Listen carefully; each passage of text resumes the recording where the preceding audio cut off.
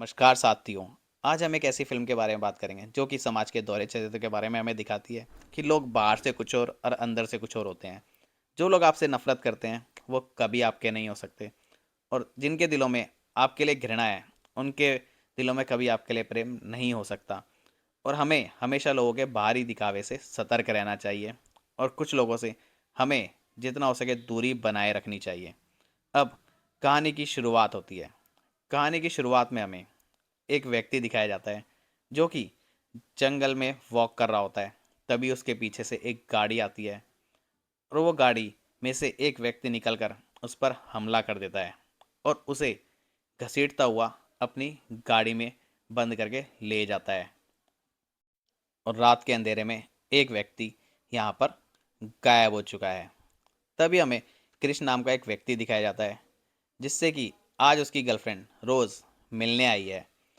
और रोज़ यहाँ पर क्रिश से बात करती है कि उसे उसके मम्मी पापा से मिलना चाहिए, और उसके मम्मी पापा उससे मिलके काफ़ी खुश होंगे। जिस पर क्रिश उसे बोलता है कि तुम्हारे पेरेंट्स को पता है ना कि मैं एक ब्लैक हूँ, और वो हमारे रिश्ते से नाराज़ होंगे तो क्या वो मुझे एक्सेप्ट कर पाएंगे।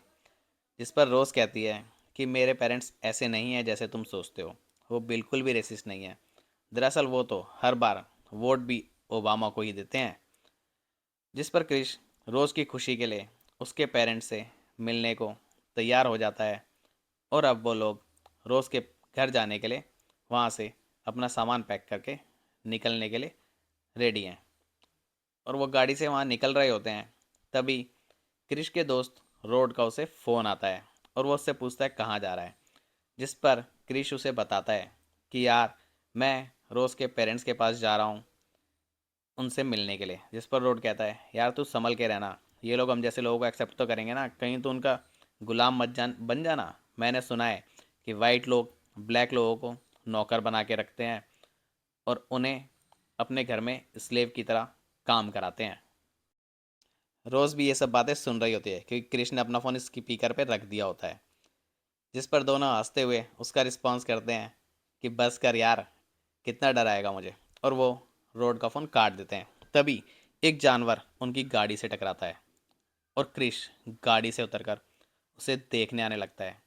अब हम देखते हैं कि क्रिस के फेस पे एक रिग्रेट है, कि जैसे वो उस जानवर की मदद करना चाहता है लेकिन कर नहीं पा रहा है। और वो जंगल में जाके उस जानवर को देखता है, तो वो देखता है कि दरअसल वो जानवर एक असहाय हिरन है जो कि अब तड़प रहा है। और क्रिश उसकी मदद तो करना चाहता है लेकिन कर नहीं पा रहा है। तभी वहाँ पर पुलिस आ जाती है, और पुलिस, क्योंकि क्रिश ब्लैक है, उससे उसका लाइसेंस मांगने लगती है। जिस पर रोज़ नाराज़ हो जाती है, और वो पुलिस से आर्ग्यूमेंट करने लगती है कि गाड़ी मैं चला रही थी तो तुम क्रिस का लाइसेंस क्यों मांग रहे हो। और पुलिस और रोज़ के बीच इस हीटेड आर्ग्यूमेंट को देख के क्रिश फिर से रोज़ का दीवाना हो जाता है, और वो मानता है कि यार एक रोज़ मुझसे कितना प्यार करती है और ये हमेशा मेरा साथ देगी। और पुलिस वाले उन्हें वहाँ से निकलने को राज़ी हो जाते हैं। अब वो दोनों जा रहे होते हैं, जिस पर क्रिश रोज़ की तारीफ़ करता है और उसे थैंक्स बोलता है मेरे लिए लड़ने के लिए। अब वो सीधा रोज़ के घर पहुँच चुके हैं। रोज़ के घर पहुँचकर हम देखते हैं कि रोज़ का घर दरअसल एक जंगल के बीच में है।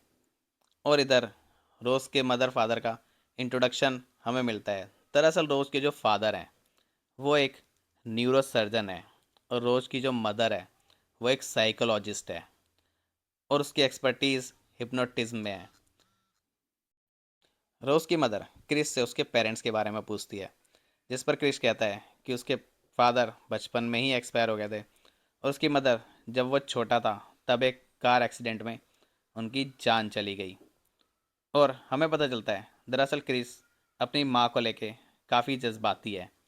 अब रोज़ का फादर क्रिस को अपनी फैमिली पिक्चर दिखाता है, जिसमें वो दिखाता है कि रोज़ के जो ग्रैंड फादर थे, यानी उसके फादर का जो फादर था, वो दरअसल एक एथलीट था, और वो ओलंपिक में हिटलर के आगे भी भागा था। और हमें दिखाया जाता है कि घर में एक नौकरानी है जिसका नाम जॉर्जिना है, वो भी एक ब्लैक है। और क्रिस के फादर के घर में एक माली भी है जिसका नाम वॉल्टर है, और वो भी एक ब्लैक है। इधर रोज़ का फादर क्रिस से कहता है तुम्हें लग रहा होगा ना कि इस घर में सारे नौकर ब्लैक ही क्यों हैं? तब रोज़ का फादर बोलता है कि दरअसल इन लोगों को मैंने अपने माँ बाप की देखभाल के लिए रखा था, और क्योंकि ये लोग हमारे घर का अब हिस्सा बन चुके थे, तो उनकी डेथ के बाद भी मैंने इन्हें यहीं ठहरने को कहा। और अब इन लोगों के साथ हमें भी घर में अच्छा लगता है, और ये लोग हमारे घर में एडजस्ट हैं। और तभी रोज़ का फादर बताता है, दरअसल हमारा घर जंगल के बीचों बीच एकदम सुनसान एरिया में है। यहाँ पर लेक है, और यहाँ पर बिना हमारी मर्ज़ी के जल्दी कोई नहीं आता है। सब लोग इधर लंच कर रहे होते हैं, जिस पर रोज़ की मदर क्रिस से पूछती है कि तुम्हें सिगरेट पीने की लत है क्या, तुम्हारे हाथ काँप रहे हैं? तो वो कहता है हाँ। रोज़ की माँ कहती है कि मैं ये आदत छुड़ा सकती हूँ। दरअसल मैंने हिप्नोटिज्म में एक ऐसी टेक्निक ढूंढी है जिससे मैं लोगों की गलत आदतों को छुटा सकती हूँ, और अगर तुम चाहो तो मैं तुम्हारी भी मदद कर सकती हूँ। जिस पर रोज़ का फादर कहता है कि हाँ, ये एक्सपर्ट है, मेरी भी बहुत सारी गलत आदतें इसने ऐसा करके छुड़ाई हैं। जिस पर क्रिश उनसे ये सब करने के लिए मना कर देता है, और कहता है नहीं, मैं रोज़ के लिए सिगरेट वैसे ही छोड़ चुका हूँ, मुझे हिप्नोटिज्म की ज़रूरत नहीं है। जिस पर रोज़ की मदर कहती है कोई बात नहीं, अगर इन फ्यूचर तुम्हें कभी लगे कि तुम्हें मेरी ज़रूरत है तो तुम मुझे बता सकते हो। तभी सब लोगों के बीच बात चल ही रही होती है। तभी हम देखते हैं कि रोज़ का भाई जेरेमी भी यहाँ पर आ चुका है, और वो अब डिनर के वक्त सब लोग जब खाना खा रहे हैं, तभी आर्ग्यूमेंट होते होते कन्वर्सेशन एक ऐसी जगह पर पहुंच जाता है जहां पर रोज का भाई क्रिस से पूछता है कि तुम्हारा फेवरेट स्पोर्ट्स क्या है। जिस पर क्रिस कहता है कि बेसबॉल है। तब क्रिस का भाई कहता है क्या तुमने कभी यूएफसी फाइट, एनएमए देखा है? तो कहता है हाँ। तो कहता है क्यों ना आज मेरे साथ दो दो हाथ हो जाए, चलो देखते हैं कौन ज़्यादा स्ट्रांग है, तुम या मैं। हमें एहसास होता है कि जेरेमी दरअसल क्रिश को बिल्कुल पसंद नहीं करता है, और वो यहाँ पर उससे लड़ने के लिए तैयार है, और वो उसे काफ़ी प्रोवोक करता है। लेकिन क्रिश काफ़ी समझदारी से जेरेमी के बिहेवियर पे अपने आप को कंट्रोल रखता है। लेकिन जेरेमी फिर खड़ा होकर सीधा क्रिश की गर्दन पकड़ लेता है, उससे कहता है चलो उठो ना, लड़ते हैं। जिसके बिहेवियर को देख के काफ़ी फैमिली मेम्बर नाराज़ होते हैं, और वो जेरेमी से खुद को कंट्रोल करने को कहते हैं, और कहते हैं तुम्हें यहाँ से जाना चाहिए। अब रोज़ अपने भाई के इस बिहेवियर से काफ़ी नाराज़ है, और वो क्रिश से कहती है अगर ये लोग तुम्हारी रिस्पेक्ट नहीं कर सकते तो मुझे भी यहाँ नहीं रहना है, और हम लोग अभी इसी वक्त यहाँ से निकल जाएंगे। जहाँ तुम्हारी रिस्पेक्ट नहीं, वहाँ मेरी भी रिस्पेक्ट नहीं है। लेकिन क्रिश कहता है कोई बात नहीं, जेरेमी में अभी बचपना है, मैं यहाँ पे एडजस्ट कर लूँगा। अब रात के वक्त क्रिश को नींद नहीं आ रही होती है, तो वो घर से बाहर निकल के एक वॉक करने लगता है। और वॉक करते करते वो देखता है कि घर का जो माली है वो दरअसल रात के वक्त ग्राउंड में एक दौड़ लगा रहा होता है, और भागते भागते वो तेजी से क्रिस के सामने से आके मुड़ जाता है। जिसे देखकर क्रिस काफ़ी घबरा जाता है, और वो जैसे ही अब घर की तरफ वापस मुड़ने लगा है, तो वो देखता है घर की जो नौकरानी है वो भी रात में खुद को शीशे में निहार रही है, और खुद को संवारने की कोशिश कर रही है। जिसे देखकर क्रिश घर के बिहेवियर को काफ़ी अजीब समझता है, और वो चुपचाप वहाँ से निकल जाता है। और वापस आते वक्त वो देखता है कि दरअसल रोज़ की माँ भी जागी हुई है, और जैसे ही वो क्रिश को देखती है तो वो उसे अपने साथ बैठा लेती है, और वो क्रिश से पूछती है कि तुम्हारी मदर कैसे एक्सपायर हुई थी। और जैसे ही क्रिश बताने लगता है तो हम देखते हैं कि जैसे जैसे क्रिश अपनी कहानी बता रहा है, वो एक कप में चम्मच को घुमा के एक साउंड क्रिएट करती है। और क्रिश बताता है कि दरअसल जब वो छोटा था तो उसकी मदर का एक्सीडेंट हुआ था, और उस वक्त वो घर में टीवी देख रहा था। वो 8 साल का था। अगर वो चाहता या 911 पे कॉल करता तो शायद उसकी मदर की जान बच सकती थी, लेकिन उसने ऐसा नहीं किया। वो केवल घबराता हुआ टीवी के सामने बैठा रहा। अगर वो थोड़ा सा रिएक्टिव होता तो शायद वो अपनी माँ को बचा सकता था। जिससे हमें पता चलता है कि दरअसल क्रिश इसीलिए लोगों की मदद करना चाहता है, और यही चीज़ क्रिश को परेशान करती है। तभी हम देखते हैं कि रोज़ की माँ ये सब सुनते सुनते कप की चम्मच घुमाते हुए चम्मच सीधा कप से टकराती है, जिससे कि एक साउंड क्रिएट होता है। और उस साउंड को सुनते ही क्रिश जैसे कि हिप्नोटाइज हो गया है, और उसकी बॉडी पैरालाइज्ड हो गई है। और क्रिश मेंटली तौर पर एक डार्क अंधेरे में कहीं खो गया है, जहाँ वो अंदर से अपने आप को फंसा हुआ महसूस कर रहा है, लेकिन उसकी बॉडी कुछ भी रिएक्ट नहीं कर पा रही होती है। वो सब कुछ देख रहा होता है, लेकिन चाह कर भी वो कुछ नहीं कर पाता। और अगले दिन सुबह सीधा क्रिश की आँख खुलती है। उठकर क्रिश सीधा गार्डन की तरफ जाता है, जहाँ वो सीधा उस माली वाल्टर से मिलता है और वो कहता है कि आप रात को अच्छा दौड़ रहे थे। जिस पर वो वाल्टर कहता है कि सॉरी, मुझे माफ़ कर देना, मैं तुम्हें देख नहीं पाया। अब वाल्टर क्रिस से बात करने लगता है और बात करते करते वो कहता है, तुम्हारी तो किस्मत खुल गई यार, इतनी अच्छी लड़की मिल गई। तुम तो बहुत मज़े लेते होगे उससे। और उसके बिहेवियर से ऐसा लगता है कि जैसे वो क्रिस से खुश नहीं है। इस पर वो सीधा ये बात आके रोज़ को बताता है, तो रोज़ कहती है शायद उन्होंने बचपन से उसे खिलाया है, इसलिए वो उसे क्रिस के साथ देखकर खुश नहीं है। लेकिन वो उन्हें धीरे धीरे संभाल लेगी, और वो लोग घर के नौकर ही तो हैं, उनकी बातों पर इतना गौर क्या करना। जिस पर क्रिश दोबारा खुद को संभाल लेता है। अब हम देखते हैं कि आज जैसे रोज़ के घर कोई फंक्शन है और बहुत सारे लोग, पैसे वाले लोग हैं जो अपनी गाड़ियों से आज रोज़ के घर आए होते हैं। और सब लोग क्रिश से जब मिलते हैं तो क्रिश की फिजिक को लेकर उसकी तारीफ करते हैं। और उन लोगों का क्रिश को देखने का नज़रिया काफ़ी अलग होता है। वो केवल क्रिश की फिजिक्स की तारीफ कर रहे होते हैं कि उसकी बॉडी अच्छी है, वो काफ़ी स्ट्रांग है। लेकिन वो क्रिश को उसके काम से या किसी भी और चीज़ से नहीं जान रहे होते हैं, जिससे परेशान होकर क्रिश वहाँ से निकल जाता है। और आगे जाके क्रिश देखता है कि वहाँ एक ब्लैक व्यक्ति है। क्रिश किसी एक ब्लैक को देख के उससे बात करने की कोशिश करता है। वो उस व्यक्ति को हाय बोलता है, और जैसे ही वो मुड़ता है तो उस व्यक्ति की जो वाइफ है वो वहाँ आ जाती है, जो कि उम्र में उससे काफ़ी बड़ी होती है। और क्रिश को उस व्यक्ति से ढंग से बात करने नहीं देती, और क्रिश फिर वहाँ से चला जाता है। आगे जाके क्रिश की मुलाकात जिम नाम के एक व्यक्ति से होती है, जो कि इस वक्त ब्लाइंड है। और वो बताता है कि वो एक गैलरी का मालिक है। तो क्रिश बताता है कि उसकी फ़ोटोज़ भी उस गैलरी में लगती है, जिससे वो क्रिश को पहचान लेता है। और वो क्रिश की तारीफ़ करता है कि तुम्हारा चीज़ों को देखने का तरीका काफ़ी अच्छा है, और मुझे तुम्हारी आंखें काफ़ी पसंद आई। तो क्रिश से पूछता है कि तो आप ब्लाइंड कैसे हैं अगर आप फ़ोटोज़ को तो वो कहते हैं दरअसल मुझे एक जेनेटिक बीमारी है। मैं पहले काफ़ी कुछ देख सकता था, लेकिन धीरे धीरे मेरी आंखों की रोशनी चली गई और अब मैं ब्लाइंड हूँ। क्रिश घर वापस आकर देखता है कि उसके फ़ोन का चार्जर फिर से किसी ने हटा दिया है।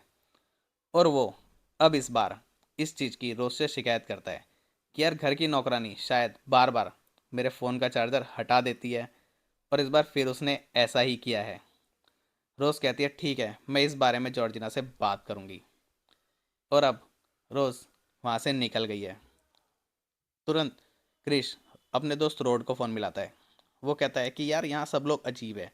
उसकी माँ ने मेरे को हिप्नोटाइज़ किया, लेकिन उसकी माँ के हिप्नोटिज्म से मेरी सिगरेट की आदत छूट गई और अब मेरा सिगरेट पीने का मन नहीं कर रहा।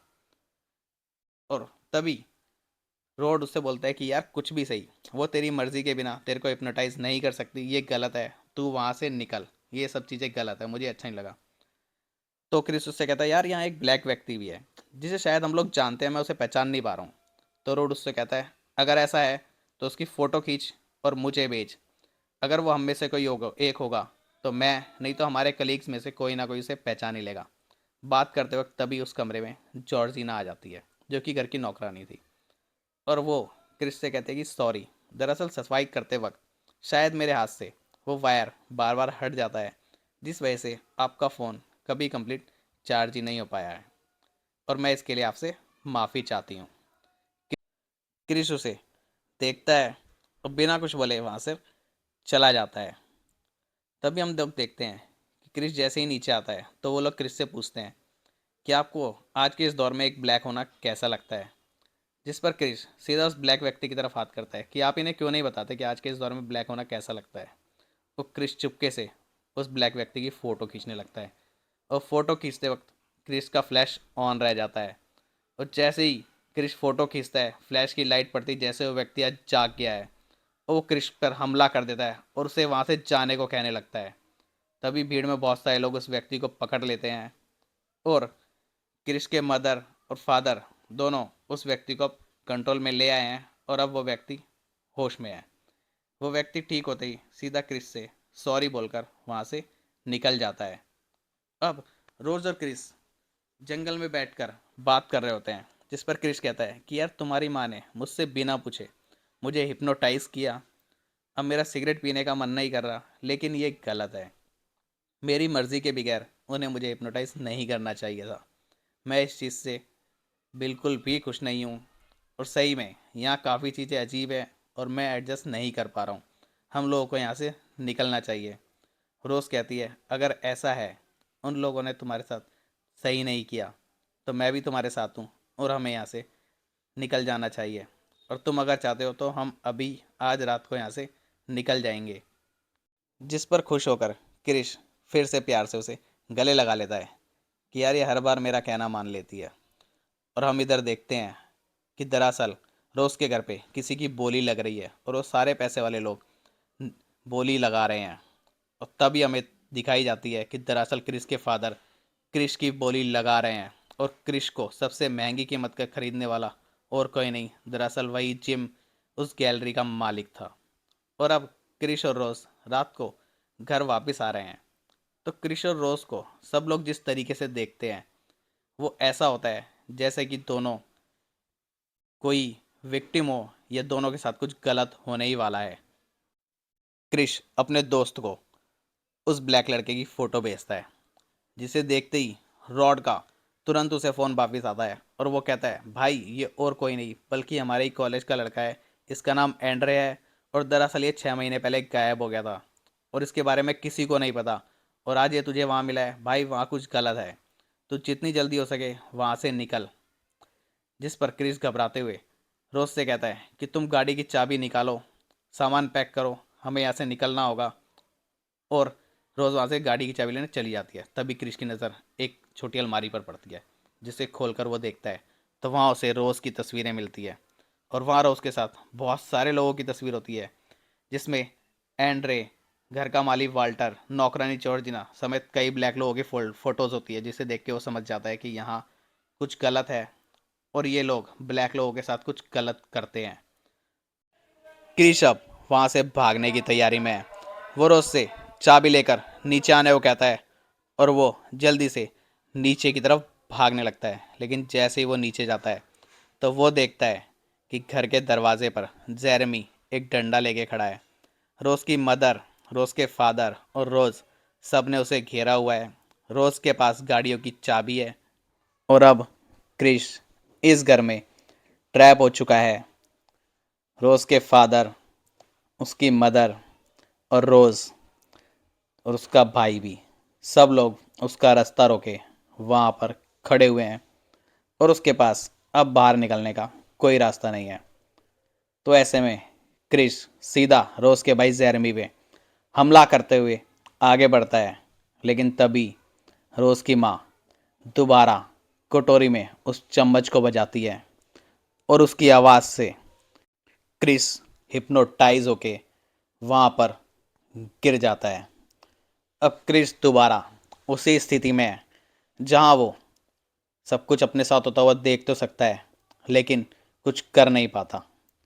अब क्रिश की आँख खुलती है जहाँ वो एक कमरे में बंधा हुआ होता है और उसके सामने एक टीवी होता है और उस टीवी पर एक वीडियो चलता है, जिस पर हमें अब रोज़ का ग्रैंडफादर दिखाया जाता है, जो बताता है कि उसके उसके परिवार ने एक ऐसी टेक्निक ढूंढ ली है जिससे कि वो अब अमर हो गए हैं।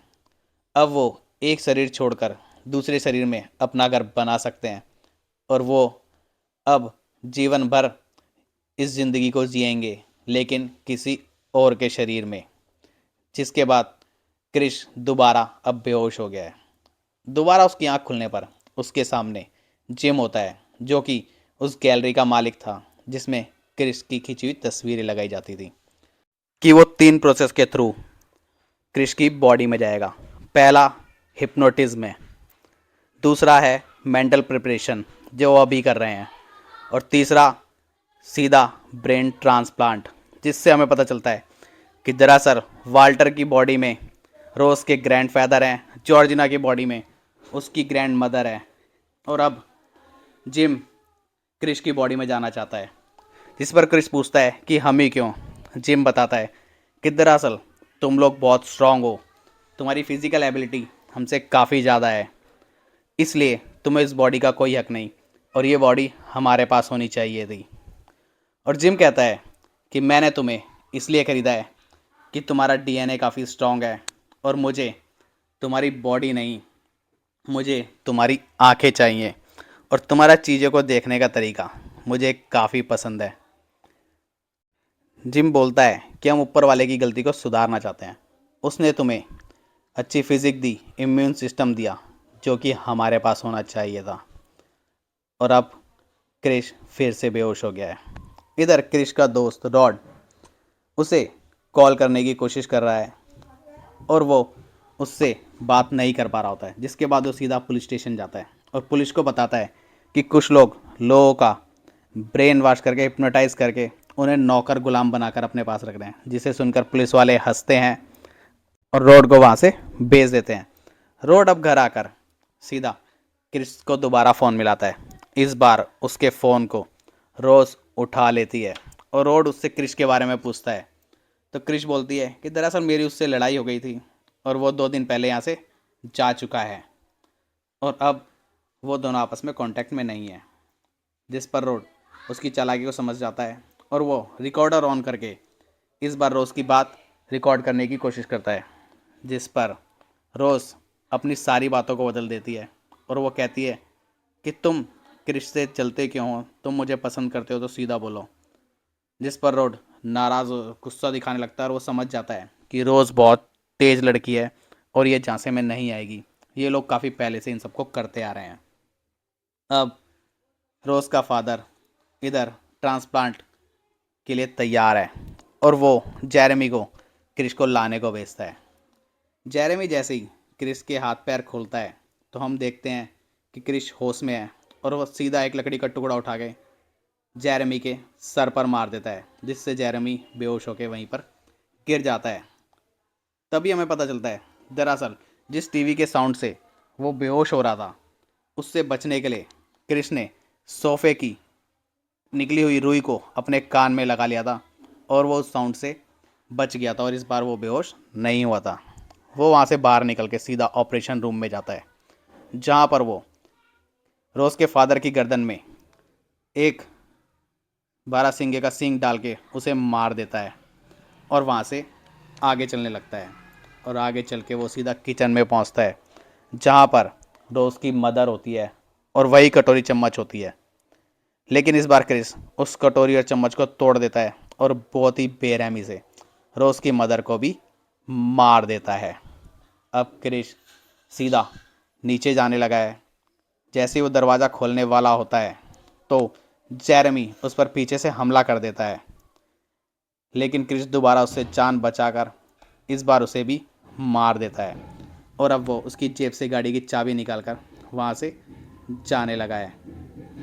जैसे ही वो गाड़ी से जाता है तो घर की नौकरानी उसकी गाड़ी के आगे कूद जाती है और वो घायल पड़ी होती है। और क्रिस दोबारा उस सिचुएशन में जहाँ वो लोगों की मदद करना चाहता है लेकिन नहीं कर पा रहा है। रोज़ जो कि अपने अगले शिकार को ढूंढ रही होती है, और वो अपने अगले शिकार की तलाश में लगी थी। ये सब आवाज़ सुन के वो बंदूक उठा के नीचे दौड़ती है। इधर क्रिस फाइनली अब उस नौकरानी की बॉडी को उठा के अपनी गाड़ी में रख लेता है, और रोज़ गोली चलाने लगती है उसकी गाड़ी पर। उसकी गाड़ी गोली की आवाज़ सुनकर नौकरानी होश में आती है और वो क्रिस का स्टीयरिंग पकड़कर उसको घुमाने की कोशिश करती है, जिससे कि गाड़ी पेड़ से टकरा जाती है और वो नौकरानी वहीं मारी जाती है। अब क्रिस गाड़ी से उतरकर भागने लगा है और रोज़ पीछे से उस पर गोली चला रही है। तभी रोज़ का दादा वहाँ पर भागा भागा आता है, जो कि वही माली वाल्टर था, और वो क्रिश को नीचे गिरा देता है और उसकी गर्दन दबाने लगता है। तभी क्रिश अपनी जेब से फ़ोन निकालता है और उसके कैमरे की फ्लैशलाइट वाल्टर के ऊपर मारता है, जिससे कि वाल्टर होश में आ जाता है, और वो उसको छोड़कर सीधा खड़ा हो जाता है और रोज़ से बंदूक मांगता है। रोज़ उसे अपना दादाजी समझकर बंदूक दे देती है, लेकिन वो सीधा बंदूक रोज़ के पेट में गोली चला देता है, जिससे कि रोज़ भी वहाँ पर गिर जाती है, और वॉल्टर अब खुद को भी गोली मार लेता है। अब यहाँ पर घायल रोज़ और क्रिश है, जिस पर रोज़ उससे कहती है कि तुम मुझे प्यार करते हो और मैं भी तुम्हें प्यार करती हूँ, प्लीज़ मुझे बचा लो। और क्रिश उसका गला दबाने लगता है। तभी वहाँ पर पुलिस की गाड़ी आती है और हम देखते हैं कि उस गाड़ी में और कोई नहीं बल्कि क्रिश का दोस्त रोड था जो उसे वहाँ लेने आया था। और इस कहानी का ये एंडिंग हमें दिखाती है कि दुनिया पे किसी पे भरोसा करने से पहले हमें ज़रूर सोचना चाहिए।